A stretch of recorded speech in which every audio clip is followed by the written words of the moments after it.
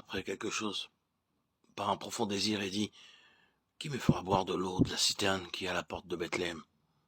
Alors les 3 vaillants hommes passèrent au travers du camp des Philistins, mirent leur vie en péril, et apportèrent à David de l'eau de la citerne. Ils étaient des vainqueurs. Qu'est-ce que fit d'eux des vainqueurs? Ils discernèrent quelque chose dans le cœur de leur Seigneur et de leur roi. Et ce fut pour cela qu'ils ne firent point pour eux-mêmes aucun cas de leur vie, même jusqu'à la mort. Vous voyez le principe?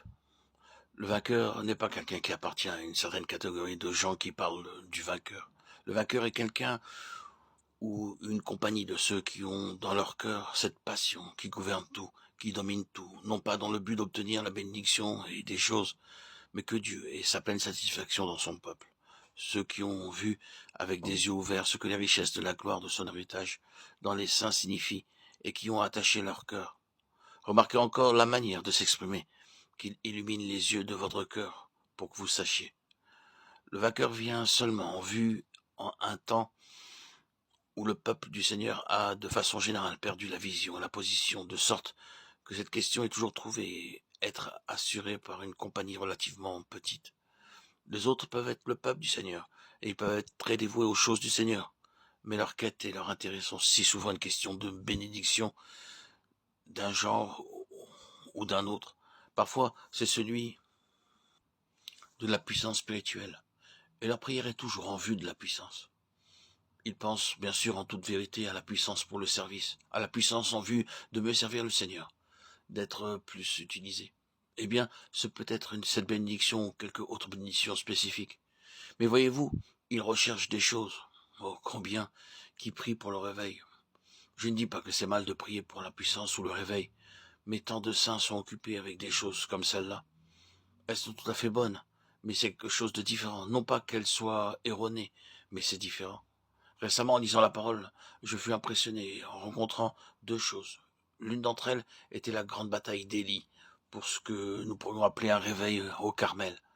Vous connaissez l'histoire de ce terrible combat contre l'adoration de Baal, qui était devenu presque universel.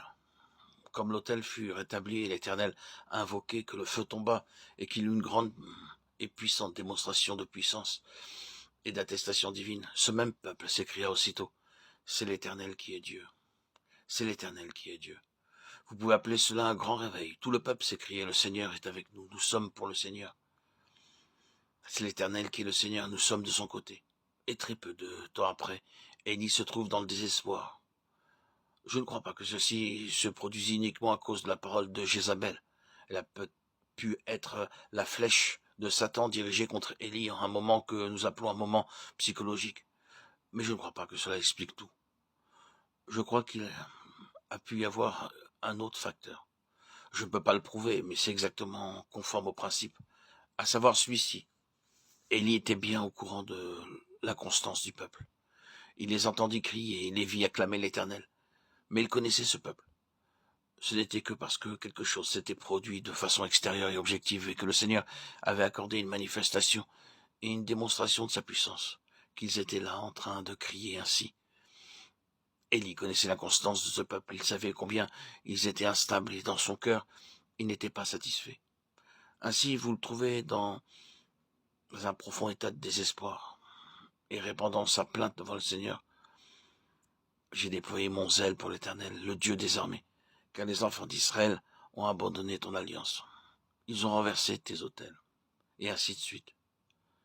Maintenant, remarquez bien, et c'est là la chose qui m'a frappé. Ce n'est pas avant que les événements du Carmel aient eu lieu, pas avant que le peuple ait crié « c'est l'Éternel qui est Dieu », que le Seigneur dit à Élie: « J'ai cependant 7000 hommes en Israël, tous ceux qui n'ont point fléchi les genoux devant Baal. » Je me demande si vous voyez la signification de cela. Pour moi, ce fut une révélation. Voyez-vous, bien-aimés, les gens qui peuvent venir en foule en un jour où le Seigneur fait quelque chose de façon extérieure, en un temps de réveil, ne sont pas des vainqueurs. Ils sont là, parce que quelque chose se produit. C'est quelque chose de plus profond que Dieu désire. C'est le genou qui n'a jamais fléchi devant Baal, non pas celui qui a bénéficié du réveil, mais celui qui n'a point eu besoin de réveil, qui était avec Dieu, dans le secret, quand tout allait mal. C'est frappant. S'il est exact que le cœur d'Élie disait oui, tout est très bien, ils peuvent s'engager de cette façon quand il y a une démonstration, quand la puissance se manifeste. Mais ils ne tiendront pas. Si les choses vont mal, et si tous les signes extérieurs sont enlevés, ils apostasieront de nouveau. Ce que je désire, c'est quelque chose de bien plus profond, mais je ne parviens pas à le trouver. Cependant, le Seigneur déclare, je le possède. 7000, qui ne crient pas, mais dont les cœurs m'ont accompagné tout le long du chemin. Ils n'ont pas besoin de réveil. Ils ont été vrais de cœur.